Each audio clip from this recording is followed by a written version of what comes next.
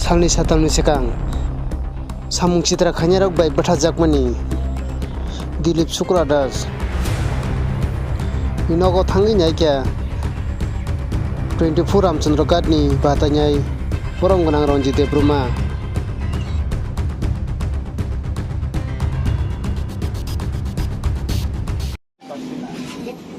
আমরা zero violence করার জন্য চিন্তা ভাবনা করলাম, এটা তো খুব খারাপ হয়ে যায়। ঠিক আছে, 2 তারিখ পরে দেখা যাবে এখানে কে থাকে, আমরা থাকি না সন্ত্রাসী থাকে দেখবো। রামচন্দ্রঘাট আমি এখানে ক্যান্ডিডেট হয়েছি, বিজয়ী করে দেখবো আমি এই রামচন্দ্রঘাট। আমি আপনাদের সবাইকে বলছি আপনারা নিশ্চিত থাকেন, আমি দেখবো এটা সুস্থ বিচারের জন্য, জাস্টিসের জন্য আমি চেষ্টা করব। আর তোমার পরিবারের কাছে থাকবো আমি। তোমরা যে পার্টি করো আমি পার্টি দিয়ে করি না, আমাকে ভোট দেখ না দেখ এটা আমার ব্যাপার না, আমি এটাই আমি এখানে আমার দায়িত্ব আছে। আমি আসছি তোমাদের বাড়ি, তোমার প্রয়োজন এই সহযোগিতা আমি কথা বলছি যে এখানে আসবো। আর এখানে কিছু কিছু সন্ত্রাসী আছে, আমার কাছে লিস্ট আছে, আমি শুনছি ওরা মনে হয় থাকবে না, কয়েকদিন করে এখানে চলে যাবে, আমি খবর পেয়েছি থাকবে না এখানে। তুমি নিশ্চিত থাকো, বাড়িতে থাকবা, কিচ্ছু হবে না। আমি সবাইকে বলছি, আপনাদের সবাইকে বলছি আপনারা নিশ্চিত থাকবেন। এখানে এই সন্ত্রাস 2 তারিখের পরে থাকবো না, এখানে থাকবো, নয় সন্ত্রাস থাকবে নইলে আমি থাকবো থাকবেন।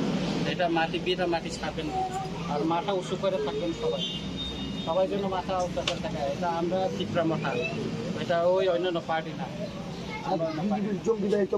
হামলা করে শেষ হয়ে যাবে কয়েকদিন পরে থাকবে না। আমি তো রামচন্দ্রঘাটে তো জিরো ভায়োলেন্স করে দিয়েছি, কিন্তু চেষ্টা করছিল যে এরকম একটা ঘটনা ঘটবো, এটা পারিবারিক ঘটনা বলে এটা বিভিন্নভাবে এটা প্রচার হয়েছে। এটা তো মিথ্যা কথা স্যার।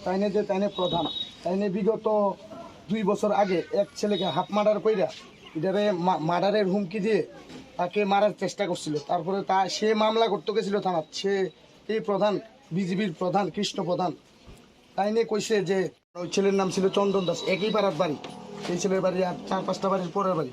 ঠিক 2 বছরের মাথায় আজকে আমরা পাড়ার দাদাই দিলীপ শুক্ল দাস, উনি ওই দাদাকে বাড়ির থেকে ডেকে নিয়ে উনার বাড়ির গাড়াত প্রথমে লাঠি দিয়ে আঘাত করে, তারপর দা দিয়ে একটা কূপ দেয়, কূপ দেওয়ার পর ফির দিলীপ দাসের ছোট ভাইয়ের সামনে মাথায় আবার আঘাত করে। আঘাতের পর উনি জিবি কল্যাণপুর থেকে কুয়াই থেকে জিবি রেফার, এরপর স্যার মারা যায়। এখন আপনি কি বলবেন স্যার? বলবেন এটা আগের কি ঘটনা ঘটছে আগের তো আমি জানি না, আমি তো নতুন এখানে আছি প্রার্থী হিসাবে। হ্যাঁ, এখন আমি এখানে প্রার্থী হওয়ার পর আমার দায়িত্ব আছে আমার রামচন্দ্রঘাট কেন্দ্রে কোনো ঘটনা যেন না ঘটে। আর কেউ যদি এখানে সন্ত্রাস করতে চায় তাকে চিন্তা করতে হবে, তার বাড়িঘর তার ব্যবসা বাণিজ্য নিয়ে তাকে চিন্তা করতে হবে। সে আমার বাড়িতে হামলা করবে আর সে এখানে নিশ্চিত এখানে বুক ফুলে থাকবে, সেটা হবে না। সেটা ওনাকে পিছিয়ে যেতে হবে, নইলে এখান থেকে পালাইতে হবে, থাকতে হবে। তার ইয়েটা আমরা দেখবো। আমি বললাম তো, আমি কথা দিছি আপনার প্রতি স্যার আমরা আশাবাদী। আমি কথা দিছি আপনাদের সবার সামনে কথা দিছি, আপনারা কেউ মাথা নিচু করবেন না, মাথা নিচু করবেন না। রামচন্দ্রঘাট এলাকায় যারা বসবাস করছেন, সে বাঙালি, হিন্দুস্তানি, ত্রিপুরাসা যেই হোক, মাথা উঁচু করে দাঁড়াবেন। এটা আপনারা মাটি ছাড়বেন না, বিটা মাটি, এখানে সবাই থাকবেন। আমি অন্য পার্টি না, এটা ত্রিপুরা মাথার মধ্যে রঞ্জিত দেববর্মা ক্যান্ডিডেট আলাদা, সোজা কথা। আমি দেখবো, বলছি তো আমি দেখবো ব্যাপার। এটা তোমরা নিশ্চিত থাকো, তোমার মা তার সবাইকে নিয়ে থাকবা এখানে। আমি সবাইকে বলছি, নির্বাচন আগে আমি বলছি, এখনো বলছি, আমাকে ভোট দিতে হবে না, এখানে শান্তিতে চাই আমি। আমাকে সবাই বলছিল যে রামচন্দ্রঘাট গন্ডগোল হবে, কিছু করে আমি কাউকে কিছু করতে দিছি না, নিশ্চিতভাবে আপনারা থাকবেন। হ্যাঁ, তা আছি। আমি খুবই দুঃখিত যে এই পরিবারে একজন চলে গেলেন, যে ওদের নৃশংসভাবে এটা একটা হত্যা করা হইল। এটা খুবই আমরা চাই যারা দোষী তারা উপযুক্ত শাস্তি হোক, তার কঠোর শাস্তি হোক, সেটা আমি করি। আর এই ঘটনা আমি তীব্র নিন্দা জানাই, কেননা এটা সভ্য সমাজে এরকম ঘটনা করতে পারে না। আর রামচন্দ্রঘাট এলাকায় এরকম একটা ঘটনা, দুঃখজনক ঘটনা ঘটবে, এটা আমি ভাবতেই পারছি না। সেই জন্য আমি আপনাদেরকে সবাইকে অনুরোধ করছি, আপনারা নিশ্চিত থাকবেন, আমার সহযোগিতা নেবেন, আমি আপনাদের পাশে থাকবো। হাত কাটা থেকে শুরু করে সবাই, রাত্রে হোক আমাকে সব বাঙালি ভাই ফোন করে, আমি সবাইকে বলছি যে কোনো সময় আমার ফোন 2টা 24 ঘন্টা খোলা, আমাকে পাবেন। আমি আসবো রাত্রে, আমি চলে আসবো, আমি এইগুলি আমি বই করি না, এটা আপনাদেরকে বলছি, আপনারা নিশ্চিত থাকবেন। এখানে ব্যবসা বাণিজ্য যা কিছু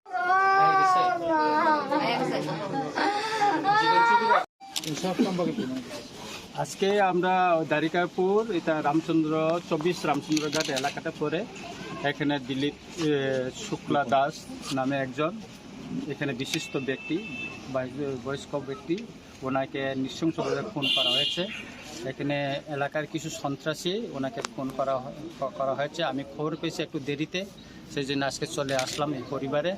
আমি খুবই ব্যথিত যে আমার রামচন্দ্র বিধানসভা কেন্দ্রে আমি ওনাকে রক্ষা করতে পারলাম না।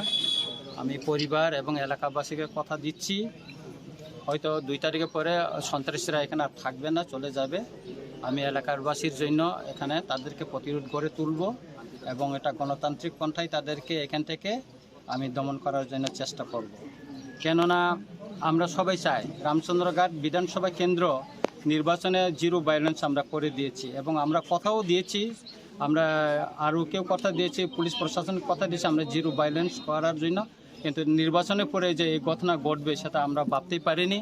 আমি খুবই দুঃখিত এই পরিবারের কাছে। আমি ওনার বাবাকে, এই যে ওর বাবাকে আমি রক্ষা করতে পারলাম না, এটা আমার খুবই দুঃখিত। আমি আশ্বাস দিয়েছি যে তাদের পরিবারের পরবর্তী সময় আমি যথাযথ ওনাদের বাবা যে নৃশংসভাবে খুন হয়েছেন, দোষীরা যাতে উপযুক্ত শাস্তি পায়, কঠোর শাস্তি পায়, সেটার জন্য আমি তাদেরকে সহযোগিতা করব এবং এই পরিবারের পাশে আমি দাঁড়াবো।